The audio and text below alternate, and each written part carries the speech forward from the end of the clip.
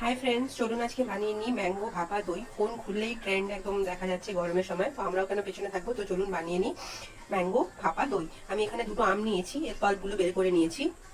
সাথে নিয়েছি 1/4 কাপ মতন চিনি। আগে আমি এটাকে গুঁড়ো করবো। এখানে আমি একটা ছাঁকনিতে দইটাকে একটা কাপড়ের মধ্যে রেখে জল ঝরানোর জন্য রেখে দিয়েছি। চিনিকে গুঁড়ো করার আগে আমি দিয়ে দেবো ওর মধ্যে একটা এলাচ। আপনারা চাইলে বেশি দিতে পারেন, বাট আমি একটাই দিচ্ছি। দেখুন চিনি আমার একদম গুঁড়ো হয়ে গেছে। এবার আমি এর মধ্যে এই পাল্পটা দিয়ে দেবো। ম্যাঙ্গো পাল্টা দেওয়ার পর আমি এর মধ্যে দিয়ে দিলাম আমার হাঙ্কারটা, যেটা আমি জল ঝরানোর জন্য রেখেছিলাম। এবার সব কটাকে করে দেবো ভালো করে মিক্স মিক্স মিক্স। দেখুন আমি এটাকে ভালো করে মিক্স করে নিয়েছি, এরকম আমার দেখতে লাগছে। এবার আমি এটাকে একটা বাটিতে ট্রান্সফার করব। দেখুন আমি এটাকে একটা বাটিতে ট্রান্সফার করে নিয়েছি, একটু ভালো করে ড্যাপ করে নেবেন। ব্যাস, এবার এটাকে আমি করে দেবো বন্ধ। গ্যাসের মধ্যে আমি জল বসিয়ে একটা স্ট্যান্ড বসিয়ে নিয়েছি, আর এটাকে একটু আগে থেকে প্রিহিট করে নিয়েছি, 5 মিনিট আগে থেকে করবে।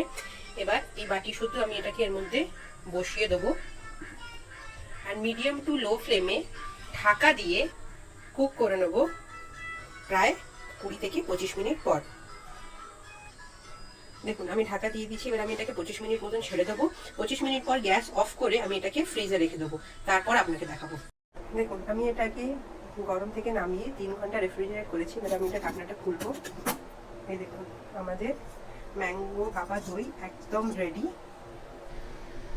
আপনাদেরকে আমি কেটে দেখাচ্ছি। এই দেখুন পুরো থোক থোক ভাবে, দেখুন কতটা টেম্পটিং লাগছে দেখতে।